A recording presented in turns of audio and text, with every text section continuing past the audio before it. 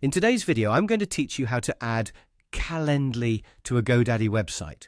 We'll go through the process from inside your GoDaddy account and connect a Calendly event using an inline embed so visitors can book directly from your site.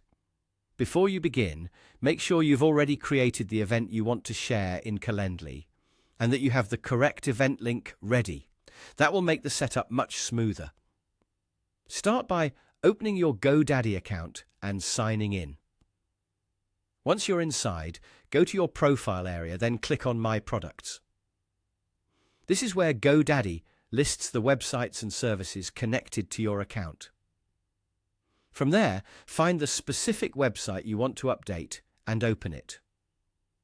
Next, click Edit Website.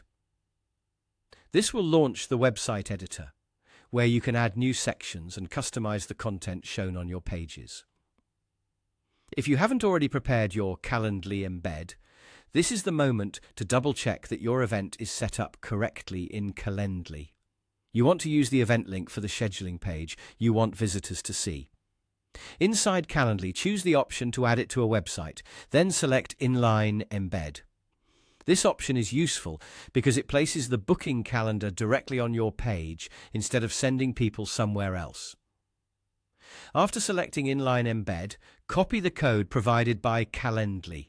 Be sure to copy the full code so everything works properly when you paste it into GoDaddy. Now return to your GoDaddy website editor. Click Add Section to insert a new content area onto your page. In the available section options, search for HTML and click it. This allows you to place custom code on the page, which is exactly what you need for the Calendly embed. Once the HTML section opens, look for the custom code area and paste in the Calendly embed code you copied earlier. After you paste it, the Calendly scheduler will be added to your website section.